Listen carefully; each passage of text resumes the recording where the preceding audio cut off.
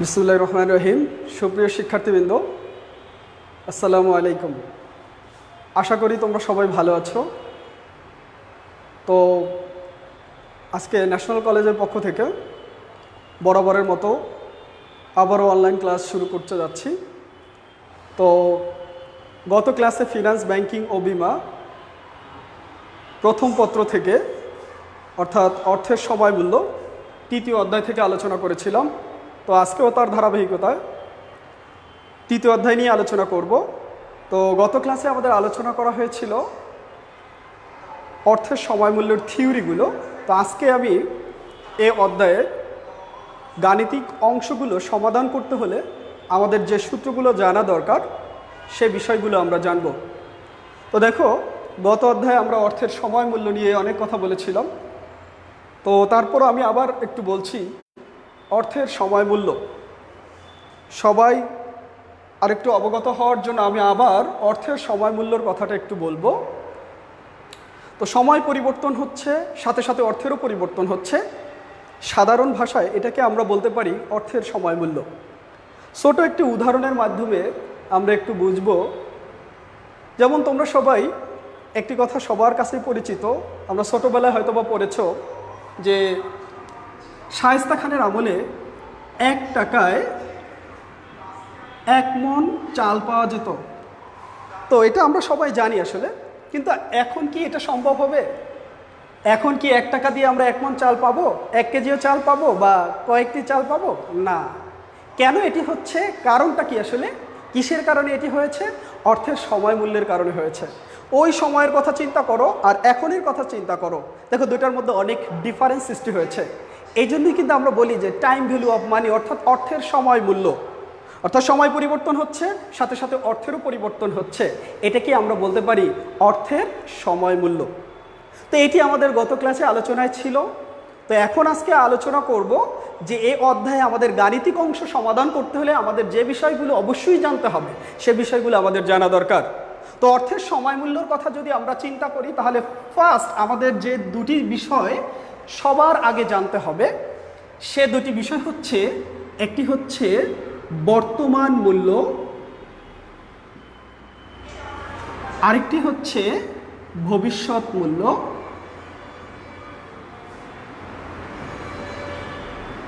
তো দেখো, বর্তমান মূল্য এবং ভবিষ্যৎ মূল্য, এটাকে আমরা যদি সংক্ষেপে লিখি, বর্তমানকে আমরা যদি লিখি পিভি অর্থাৎ প্রেজেন্ট ভ্যালু, ভবিষ্যৎকে আমরা লিখতে পারি এফভি অর্থাৎ ফিউচার ভ্যালু।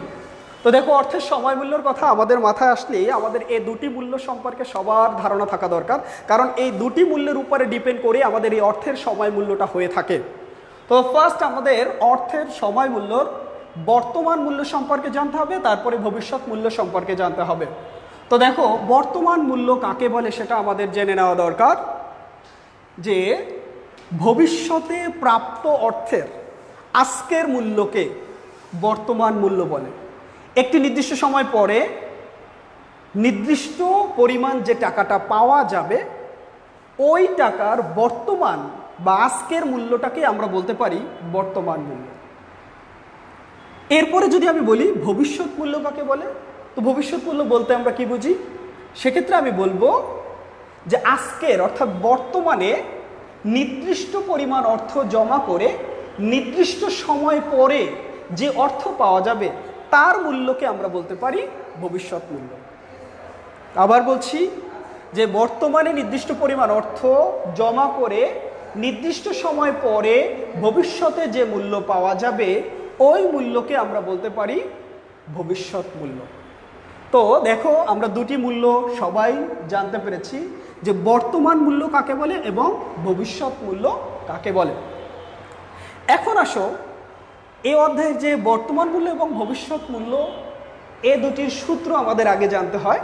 তো দেখো, বর্তমান মূল্যের সূত্রটা আমরা যদি লিখি PV equal FB divided 1 plus I power N. আবার ভবিষ্যৎ মূল্য যখন আমরা নির্ণয় করব, তখন এটির সূত্র হচ্ছে FB equal PV into 1 plus I power N. তো দেখো, এখানে কিছু রিকোয়ারমেন্ট অর্থাৎ কিছু এখানে FB 1 plus I N PV 1+in, এখানে কতগুলো ওয়ার্ড দেওয়া আছে যেগুলোর মাধ্যমে আমরা জানি না যে আসলে এগুলো কোনটাকে কি বলে, এটা আমাদের আগে জানতে হবে। তো এফবি দ্বারা কি বোঝায়? ভবিষ্যৎ মূল্য অর্থাৎ ফিউচার ভ্যালু। এরপরে আই মানে হচ্ছে interest, rate of interest. N মানে হচ্ছে নাম্বারস অফ ইয়ার অর্থাৎ বছরের সংখ্যা। এন দ্বারা বছর বোঝানো হয়, আই দ্বারা সুদের হার বোঝানো হয়। এক্ষেত্রেও এখানে এরকম। তবে এই আই নিয়ে আমাদের একটু কথা না বললেই নয়, অর্থাৎ আই মানে হচ্ছে ইন্টারেস্ট। তো দেখো ইন্টারেস্ট মানে কি, এটাকে বাংলায় যদি আমি বলি, বাংলায় হচ্ছে সুদ। খেয়াল করো, এখন সুদ কয় ধরনের হয়ে থাকে সাধারণত আমরা জানি? সুদ দুই ধরনের হয়ে থাকে। একটি হচ্ছে চক্রবৃদ্ধি সুদ, চক্রবৃদ্ধি, আরেকটি হচ্ছে সরল সুদ। তো সুদ কয় ধরনের আমরা জানতে পারলাম? সুদ হচ্ছে দুই ধরনের, একটি হচ্ছে চক্রবৃদ্ধি সুদ, আরেকটি হচ্ছে সরল সুদ। একটু খেয়াল করতে হবে চক্রবৃদ্ধি সুদ কাকে বলে, সরল সুদ কাকে বলে।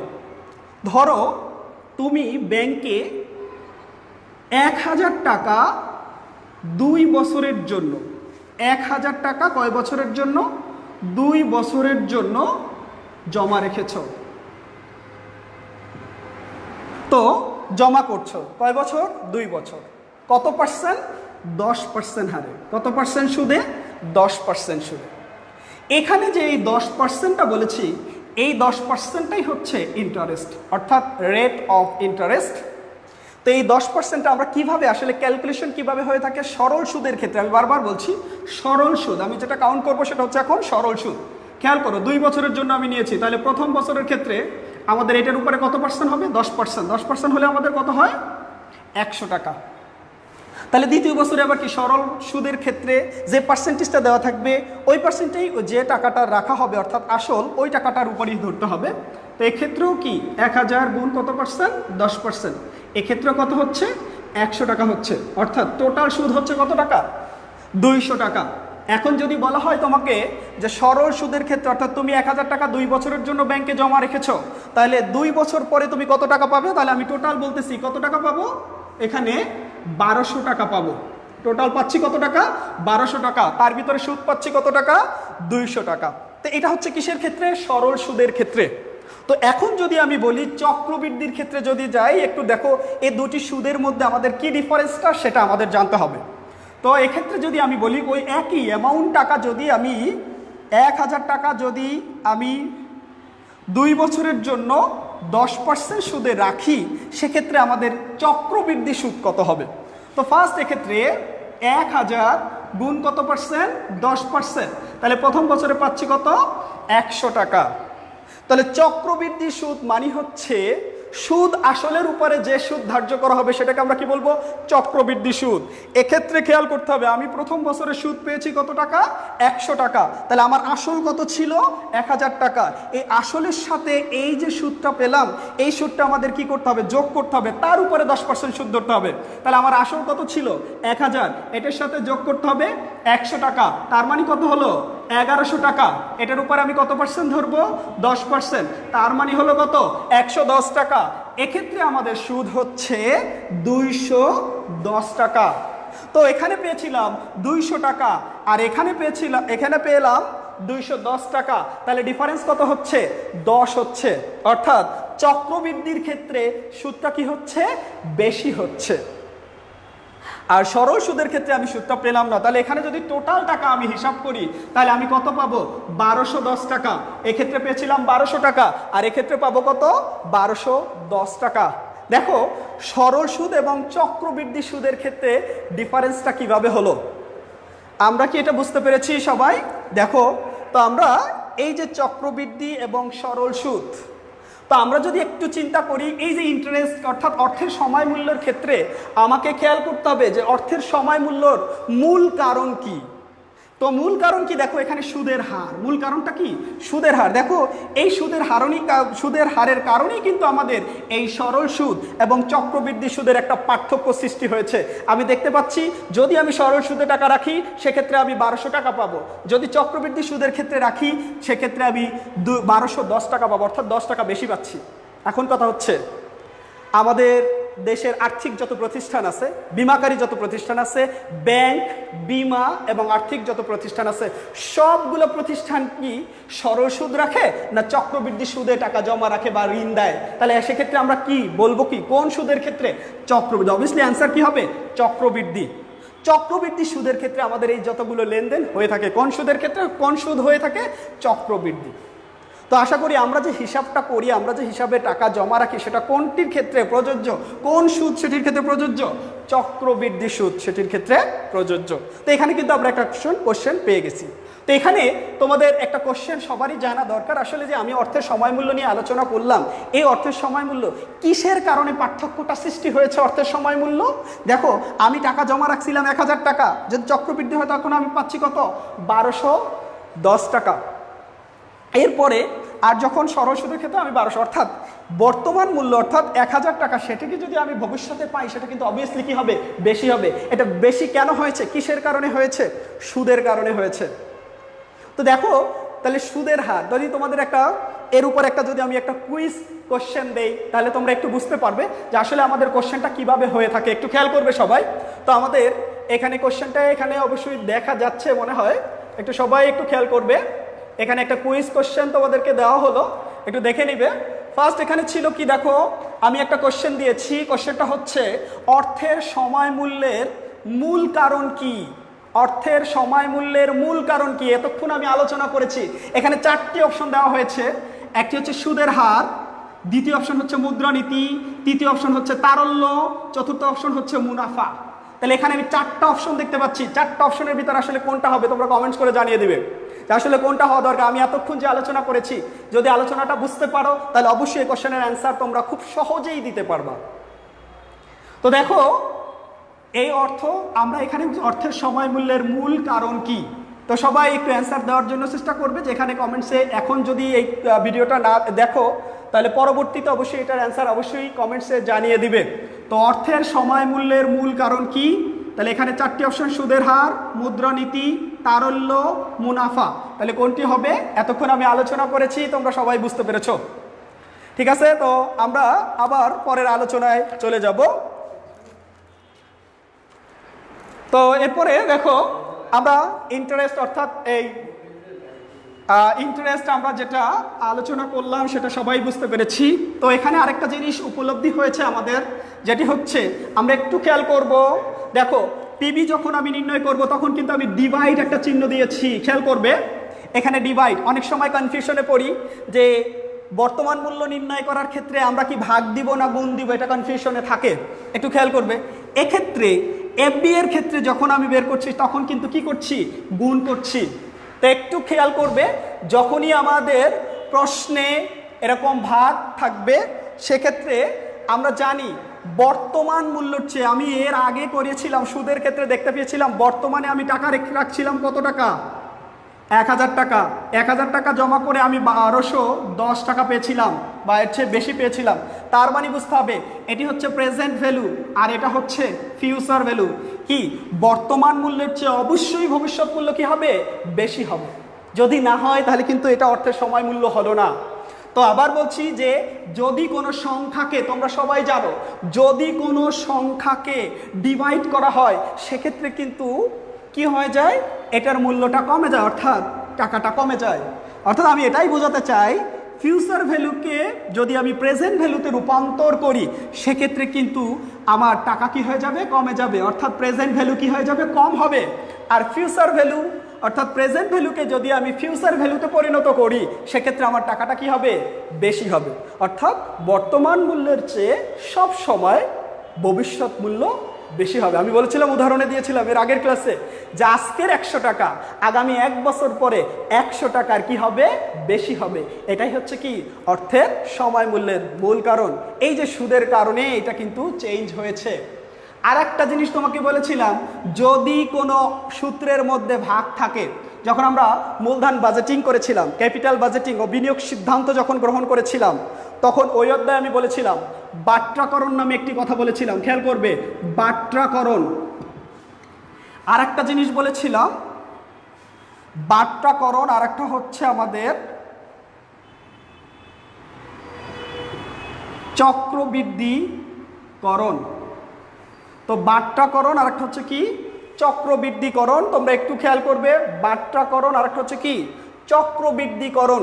খেয়াল করো, যখন আমি কোশ্চেনে আমরা সূত্রের ভাগ ব্যবহার করেছি তখন এটা কি হয়ে গেছে, বাট্টাকরণ হয়েছে। আর যখন এটা গুণ হিসাবে আছে এটাকে আমরা বলি কি চক্রবৃদ্ধিকরণ। অর্থাৎ এখান থেকে আরেকটি কোশ্চেন অ্যারাইজ হয়। কোশ্চেনটি হচ্ছে এমন, বাট্টাকরণ বলতে আমরা কি বুঝি, এমন একটা কোশ্চেন আসে, বাট্টাকরণ মানে কি? বাট্টাকরণ বলতে কি বোঝানো হয়? বাট্টাকরণ বলতে বর্তমান মূল্যকে নির্দেশ করে। আবার আরেকটা কোশ্চেন হয়, চক্রবৃদ্ধিকরণ বলতে কি বোঝানো হয়? এক্ষেত্রে আমি অ্যান্সার দিব ভবিষ্যৎ মূল্যকে নির্দেশ করে। তো এখানে আমরা দুটি কোশ্চেন কিন্তু পেয়ে গেছি।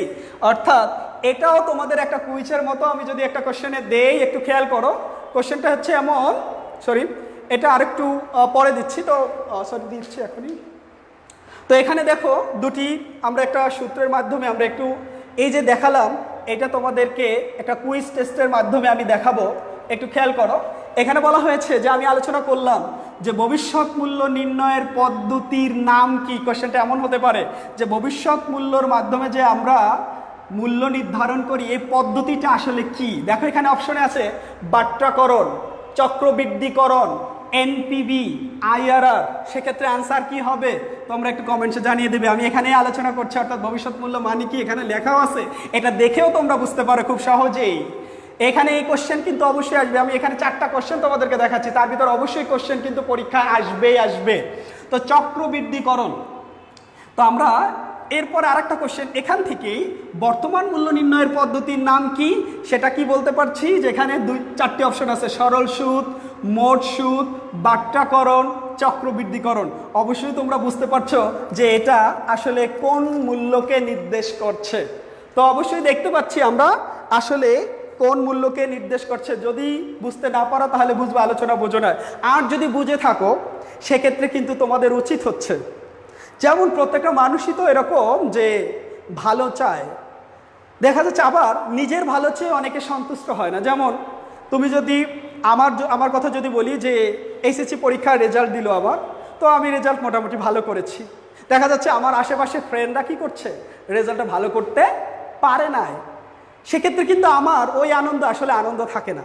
অর্থাৎ এটা বোঝাতে চাই, তুমি যদি একটি ভালো জিনিস শিখো সেই জিনিসটা তুমি কিন্তু তোমার ফ্রেন্ডদের কাছে এটা শেয়ার করতে পারো। অর্থাৎ আমি এটা বলছি যে ক্লাসটা যদি এই জিনিসগুলো তুমি যদি মনে করো আমি শিখতে পারছি, সেটা অবশ্যই তুমি শেয়ার করে দিবে এবং তোমার ফ্রেন্ড যারা আছে তাদের কাছে অবশ্যই কি করবে, এটা শেয়ার করবে। অর্থাৎ আমার ক্লাসটা সবাইকে একটু শেয়ার করতে বলছি। তো তাহলে তোমার ফ্রেন্ডও শিখতে পারবে, তুমিও শিখতে পারবে। তোমার যখন প্রয়োজন হবে তখন এই ক্লাসটা দেখে নিবে।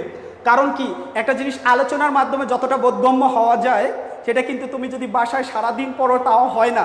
এটা কিন্তু আলোচনার মাধ্যমে আমরা খুব সহজেই এটা বুঝতে পারবো। এই জন্য বলছি নিজেদের একটু শেয়ার করে নিবে, বা বন্ধু বান্ধব যারা আছে তাদেরকে একটু শেয়ার করবে, তখন তোমার কিন্তু ভালো লাগবে। কারণ তুমিও শিখছো, তোমার ফ্রেন্ডরাও শিখছে, এটা তোমার কাছে ভালো লাগবে।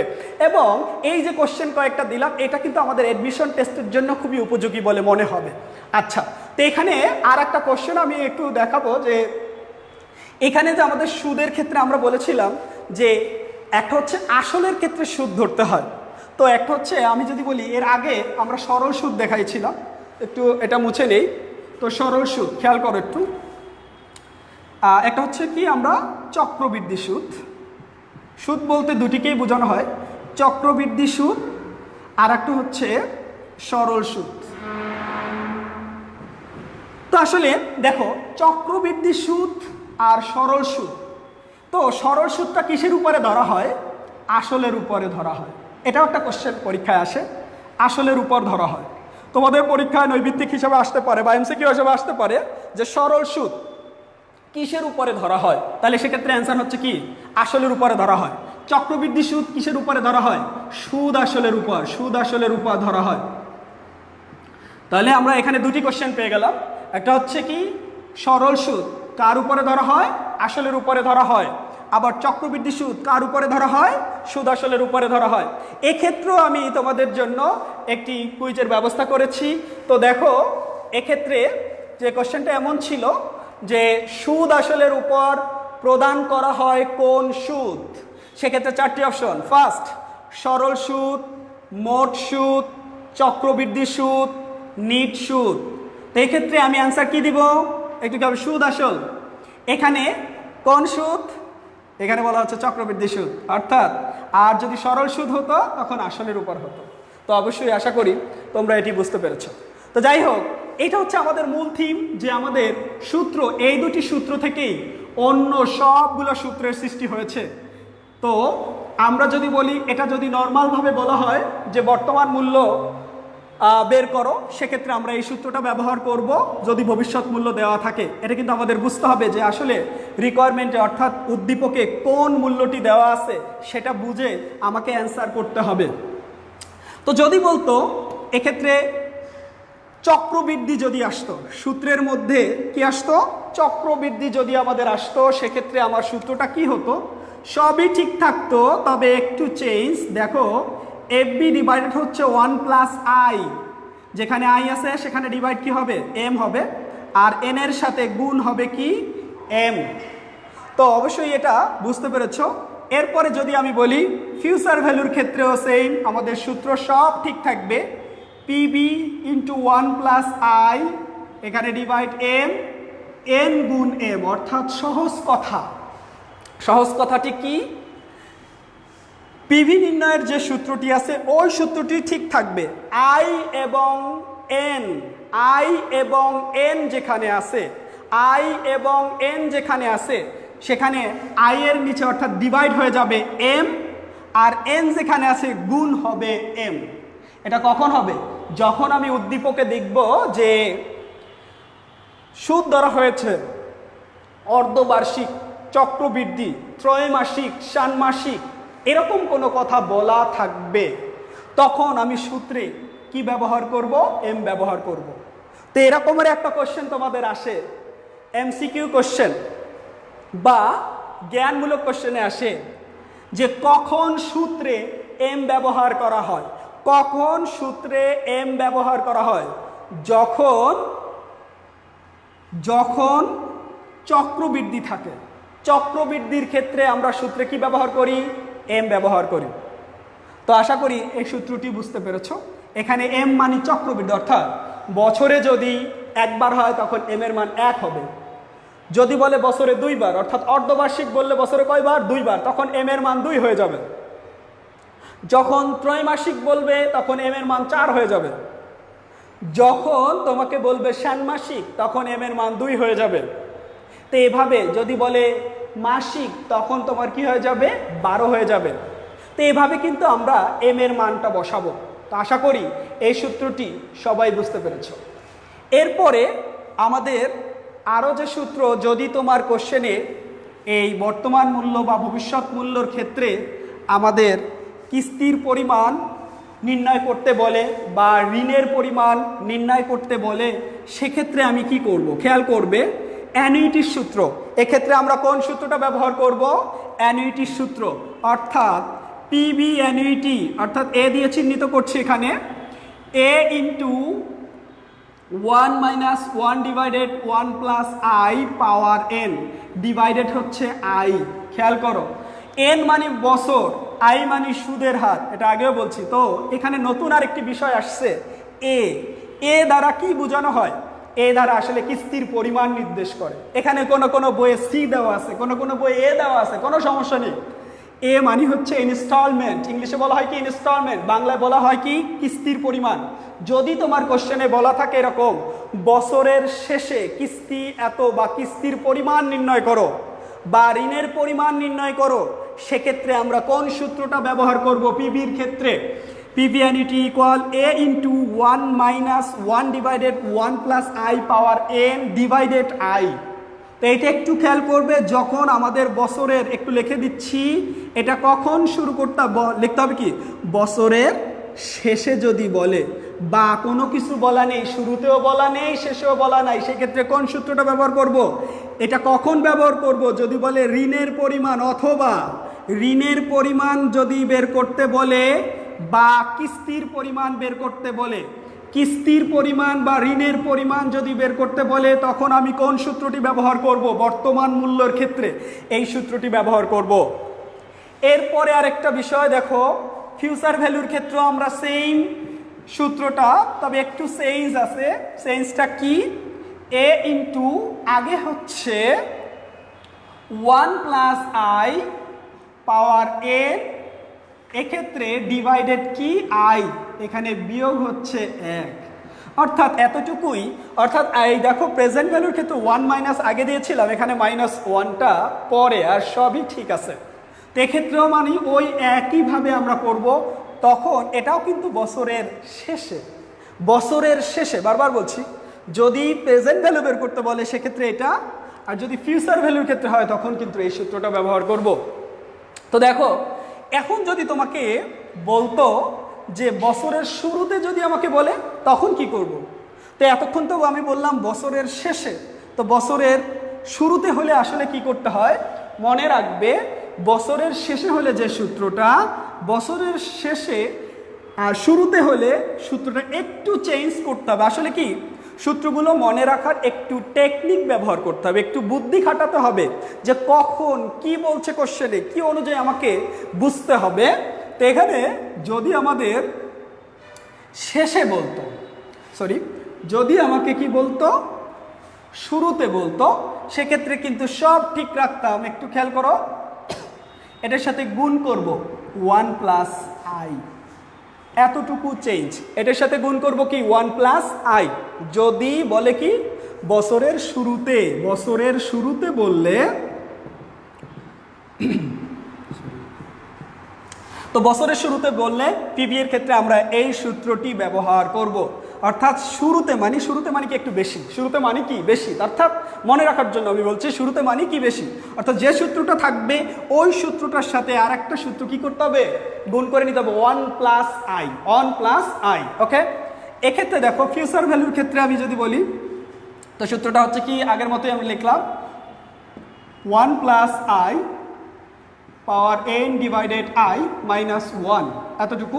এটার সাথে গুণ কি ওই সেম 1 প্লাস আই, এতটুকু, আর কোনো চেঞ্জ না। অর্থাৎ আবার বলছি, শুরুতে বললে একরকম সূত্র, শেষে বললে একরকম সূত্র। আগে আমি যে সূত্রটা লিখেছিলাম সেটা হচ্ছে শেষে, পরে আমি যেটা 1 প্লাস আই গুণ করলাম দুটির সাথে, তখন সেটা কি হয়ে গেল, শুরুতে হয়ে গেল। তো আশা করি সূত্র দুটি বুঝতে পেরেছ।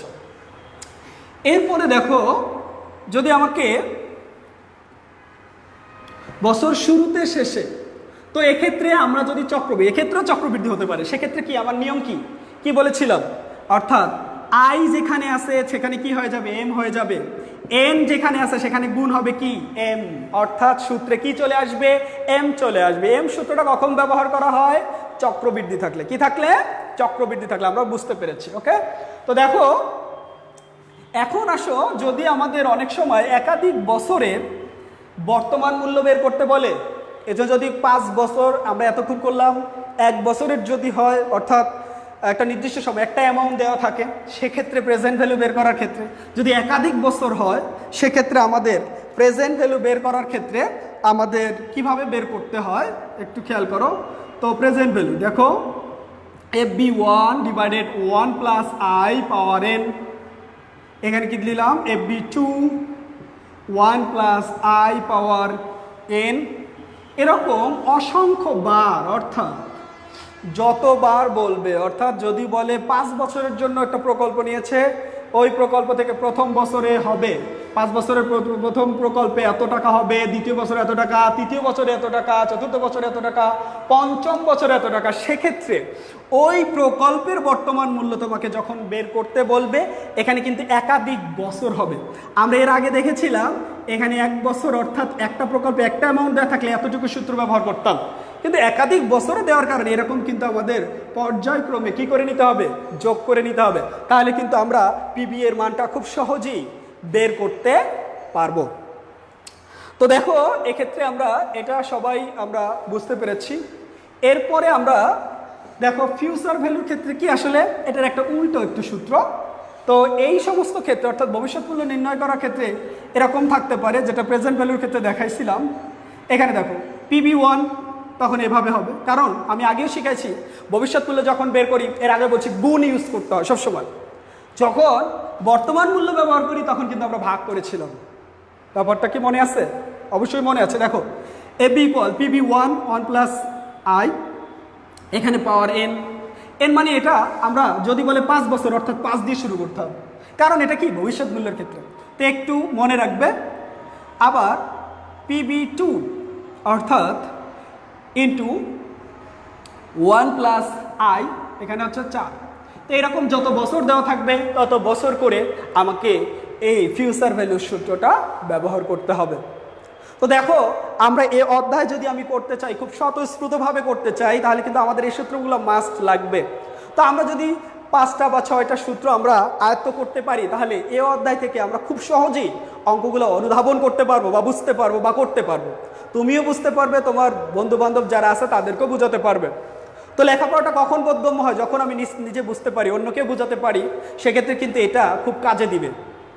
আর যদি তুমি নিজেই বুঝলা না, তো অন্যকে কিভাবে বুঝবে? তো একটু বোঝার চেষ্টা করবো, অর্থাৎ সূত্রগুলো খুব মনোযোগ সহকারে আমরা যদি দেখতে পারি, তাহলে খুব সহজেই আমরা এটা মনে রাখতে পারি। যদি আমি বলছি যে দুইটা দেখো, তোমাদেরকে ভাগ ভাগ করে আমি দেখাচ্ছি যাতে তোমাদের সুবিধা হয়, যে তোমরা খুব সহজেই বুঝতে পারো। এটার জন্য কিন্তু আমি দুইটাকে আগে ফার্স্ট ডিভাইড করে নিয়েছি। তো যাই হোক, সবগুলো সূত্রই আমি এখানে দিয়েছিলাম। এই সূত্রগুলো বর্তমান মূল্য, ভবিষ্যৎ মূল্য, চক্রবৃদ্ধির ক্ষেত্রে আসে এবং কিস্তি নির্ণয় খুবই ইম্পর্টেন্ট। তো আমরা এই সূত্রগুলো সবাই এ অধ্যায়ে আজকে দেখেছি। আমি তোমাদেরকে আবার নেক্সট ক্লাসে অর্থাৎ পরবর্তী ক্লাসে এই অধ্যায় নিয়ে আলোচনা করব। তবে সূত্রগুলো তোমরা দেখবে যাতে আমি পরবর্তী ক্লাসে গাণিতিক অংশ খুব সহজভাবে সমাধান করতে পারি। তোমরা যদি সূত্রগুলো বুঝতে পারো, তাহলে এই অঙ্কগুলো করতে আরও সহজ হবে। এই জন্য আমি বলছি, আগামী ক্লাসে আমি এই অধ্যায়ের উপরে অবশ্যই কি করব, গাণিতিক অংশ সমাধান করব। তো যাই হোক, আজকের এই যতটুকু আলোচনা হয়েছে, এই আলোচনাগুলো অবশ্যই মনোযোগ সহকারে দেখবে, কারণ তোমাদের একটু সুবিধা হয়েছে। বারবার দেখা যায় আমরা যদি ক্লাস নিতাম, তখন কিন্তু আমি একবার বলতাম বা কয়েকবার বলতাম, তখন আর ক্লাসের পরে আর তুমি পেতা না। কিন্তু এখন সুবিধা হয়েছে কি, তুমি টেনে টেনে দেখতে পাচ্ছ, এটা বুঝি না আবার দেখতে পাচ্ছ। তো এই একটা সুবিধা হচ্ছে। তো আশা করি সবাই এটা দেখবে এবং ভালো করে, তাহলে তোমাদের কোনো সমস্যা হবে না।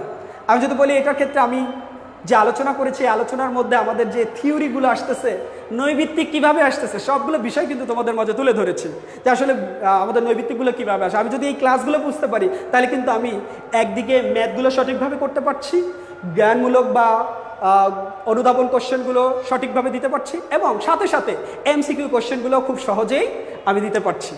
তো যাই হোক, আজকে এ পর্যন্তই আমি ক্লাস রাখছি। আল্লাহ হাফেজ, সবাই ভালো থাকবে।